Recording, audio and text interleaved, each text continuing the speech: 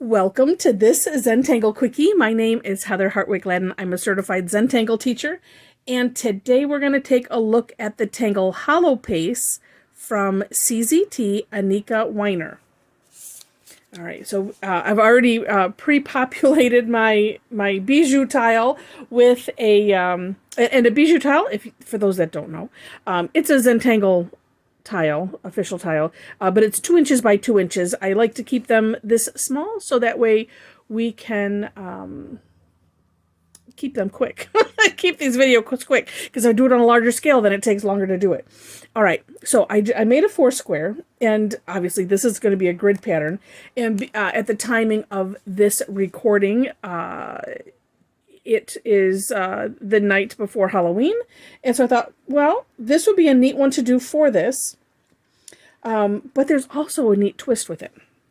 All right, so when you have your grid set up, then we're going to do, on the outsides, we're going to do a curved line on the outer edge. And I'm hesitating because I'm thinking, you know what, I'm going to do this just like the step out is done. We're going to just do one box first, I think. And then we fill in this outer curved line that we made.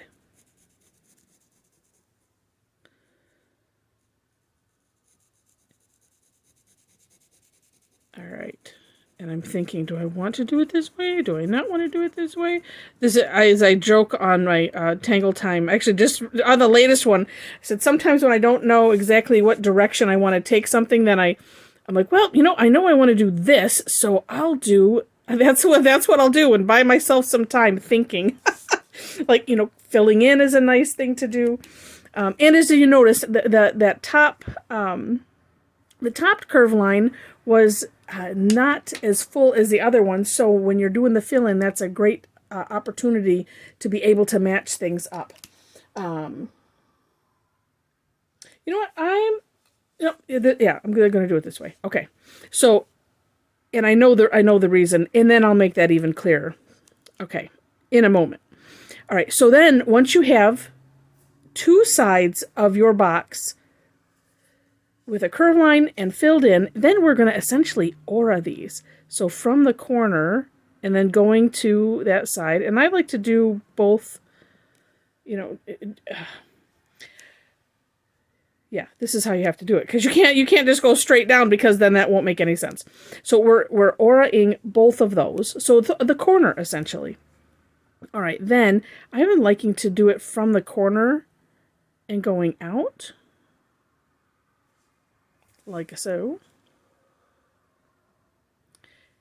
And of course you can have these, separated by whatever distance you want.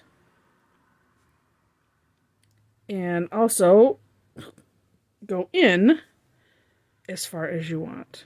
I'm going to leave that. I might do an additional one. Well, let's see. I'm sure it'll fit. Okay. Like so.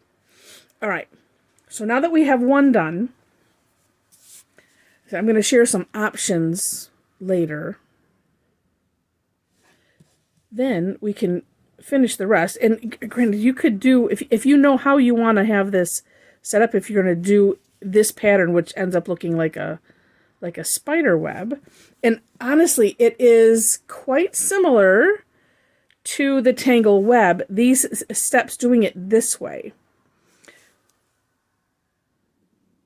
Except that on web, she does not do the fill-in on the outside. But then there's some twists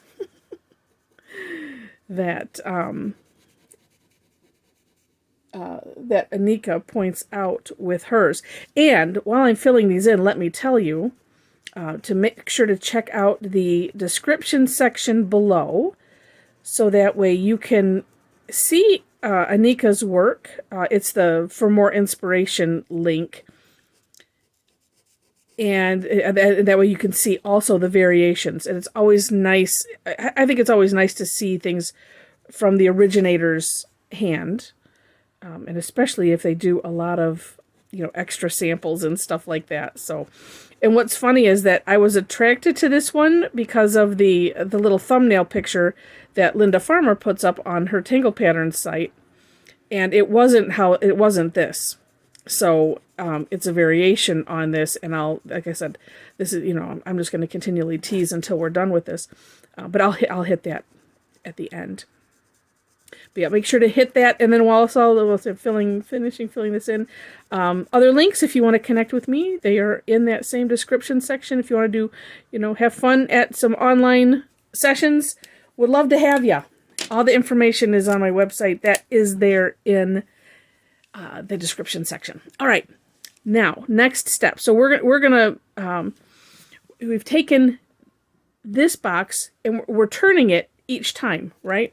So this one now, to make them all line up, we just have to be careful. So here we're going to start from here, and then I go up to the middle, and then of course, whichever way works best for you to draw, you want to have your hand comfortable.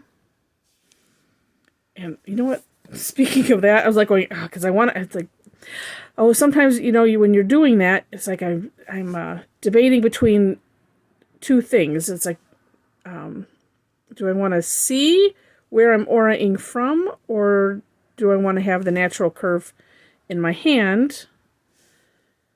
Make it even more comfortable to tangle. All right. And then, same thing here, and I think I will continue it that way. That seemed to work best. Sometimes I change it, sometimes it's not always consistent, and so I always share the idea, because it's like, if it's just not feeling right in your hand, if it's just like, oh, I'm not liking this, and that could be the form that it takes, it's like, oh, this is not fun, then it could be that your hand isn't comfortable, and we just need to take a look at that.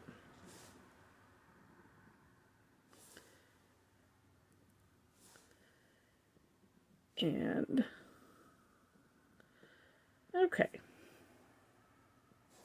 And then the last one. Now this one is a little trickier because we want to make sure to line up both of those. And so you could do like that. That's probably the easiest way, is to go, so from this side, and lining up your pen, then flip to this side, and then as long as you're meeting in the middle, well, actually, then you could alternate. Then you don't have to flip your tile as many times.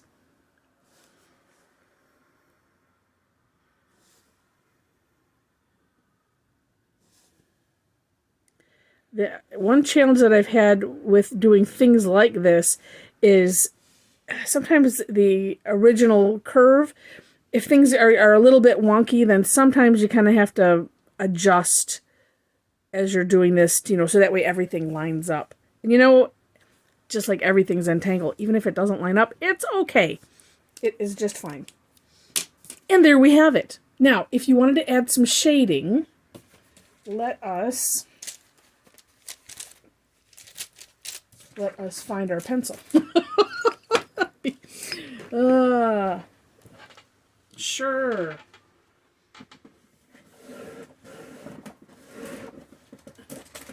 This is what happens when I pick up my desk area. Then I just can't find anything. All right, you know what? And before I do that, let's do... Well, no, let's not. And this is why I hesitated. And now I don't even remember where I started, because my grid was a little bit off, where this is a little bit bigger than this, or it could have even been just the way I did the the curve lines. This side is bigger than this side, so I don't really want to put another aura in here, because it would make it not so great there. All right, so let's have fun with some shading, and I'm just going to put some shading, just going up those lines. That's like, if you run into questions of with yourself, I don't know how to start. Where do I even start with this shading? I want to do it, but I don't know where to start, because I do get that question. And this is one great way, is where these points are, all coming to a little peak there. Then that's a great place. And then And I'm just gonna, taking it out to both sides, working up. Doesn't matter which direction you go, really. But what I'm trying to do is get a little graphite on both sides of this line. And you could always add more if you want it to be, more dramatic. Especially if you have a lot of room. So being that this is on a small tile, you can see how that is bending. That always amazes me. I think it's so cool. It's the non-artist in me is always amazed at this. Now, what I'm thinking, it could probably go all the way up to the center. I don't know why I didn't. Oh, probably because there's only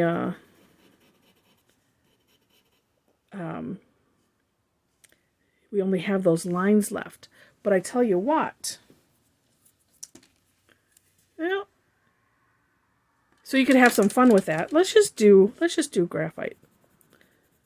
So we could put some heavy graphite in there. And then using the tortillon just to spread it out. Makes it nice and smooth.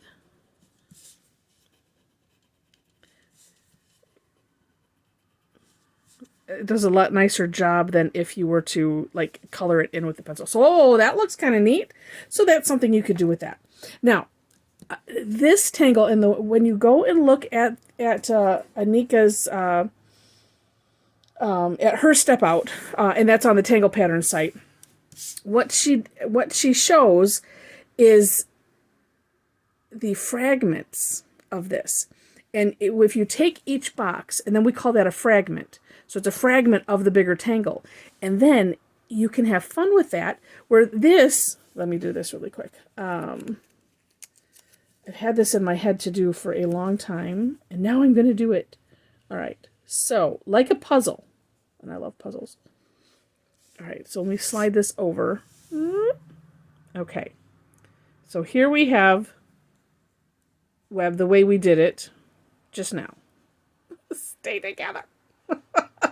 Okay, so what if you say, oh, well, I think I want to turn this fragment this way, and this fragment this way. And then you could leave these out if you wanted to. You could, you can do anything. You can have fun playing with them. Oh, what if I just do this out and make it backwards?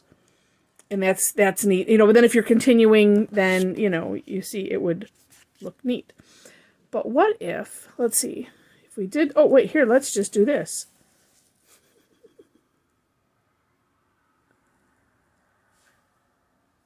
And as you can see, my sizes are, this grid wasn't very even either as I cut it up, but you get the idea. So if you hear that term, fragments and reticula, the reticula is the structure, it's the grid. And there's many ways a grid can be formed. This is just a square grid. But you can take, like I said, you can take, these pieces and move them around however you might like to and get a different result on your overall grid by just playing with, how you might see that. And actually on her sample, I know she had something like this in the larger grid where she did like this. And so you could kind of make a border out of it. So lots of fun to be had, lots with things like this. And you can take that with any tangle, especially, one that's in a grid. They highlight this in, Rick and Maria do, in their primer volume 1 book. Hopefully there's a volume 2 that will come out at some point.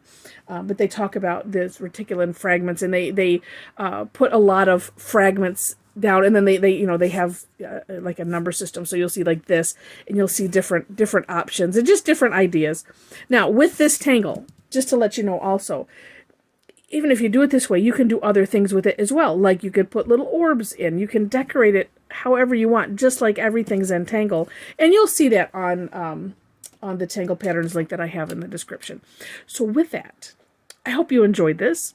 And if you did, and you have not yet subscribed to the channel, I would love to have you as a subscriber. Subscribing to the channel is free. Just hit the button, and then it shows up on your subscriber list. If you ask for, you can set your notification preference, and then it could even email you and whatnot. That is up to you. I just want to let you know that that is there, and again, that I sincerely appreciate any thumbs ups and subscriptions, and feel free to share also. All right, so with that, thanks so much for watching, and I wish you happy tangling.